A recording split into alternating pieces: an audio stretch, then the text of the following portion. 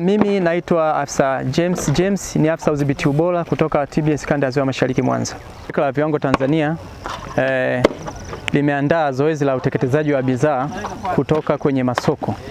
Lengo la kuteketeza bidhaa hizi ni bidhaa ambazo zilikuwa kinyume na matakwa ya viwango vilivyokwisha kuwekwa na bidhaa nyingine zimeisha muda wake.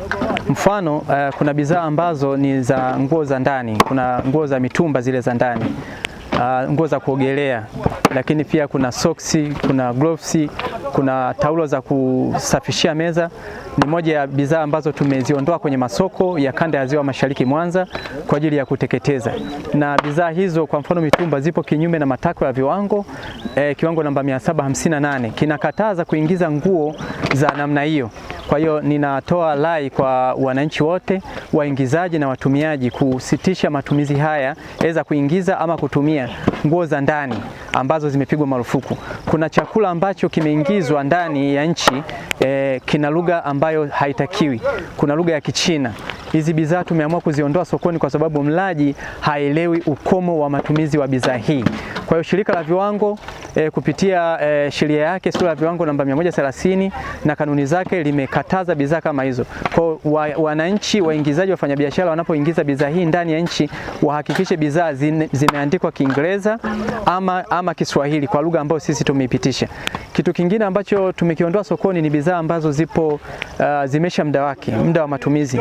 Tumezitoa kwenye masoko, nakuta zipo kwenye ofisi za watu, maduka yao, kwenye mastore, zimesha muda lakini bado wameziweka ndani. Kwa hiyo sisi kisheria tunahitaji kuziondoa, na uondoshwaji huu unafanyika kisheria. Tunaondoa bidhaa hii kwenye maduka lakini na kwenye masoko. Kwa hiyo ni zoezi ambalo tunalifanya hapa, yapata tani 3.9 hivi ya bidhaa hizi ambazo tunaziteketeza hapa.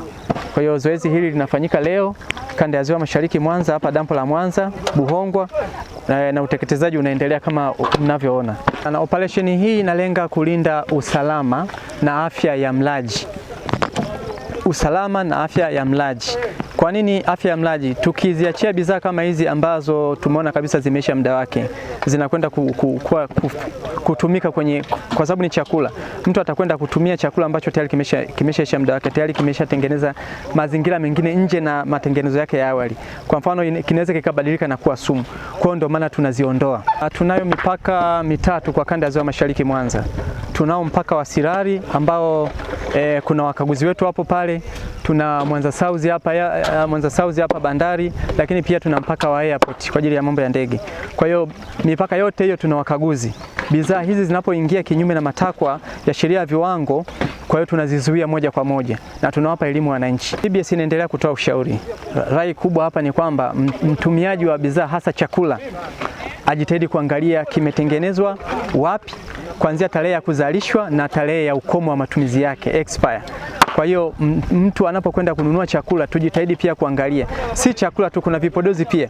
Kuna kipodozi kipo salama lakini muda wake wakati unakwenda kukichukua pengine imebakiza muda mchache uishi, na mpaka unakwenda kuisha huo muda hakijaisha utaendelea kukitumia. Kwa hiyo kitakwenda kubadilika na kuwa sumu pengine na kukuzuru. Bidhaa kwa mfano mama TikTok tumeziondoa sokoni kutokana na kwamba zina maeneo mawili. Moja, kuna portion yenye chakula, lakini upande wa pili kuna kifungashio kwa ajili ya zawadi. Sasa kwa mtoto mdogo asiyeelewa kwamba hii ni zawadi, hiki ni chakula, kwa sababu atakapomaliza kula chakula ataenda kula kingine ambacho ni portion ya pili.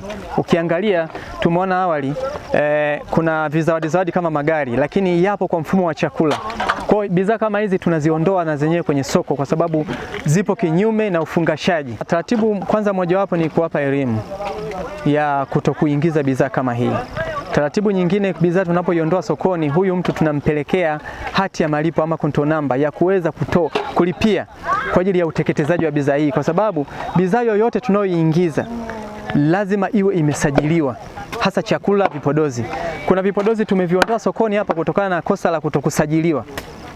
Kwa hiyo mojawapo ya mambo ya kisheria ni kumtoza hati ya malipo, control number, ambayo atalipia kwa ajili ya uteketezaji wa bidhaa kama uteketezaji huu tunaofanya kwa sasa hivi hapa.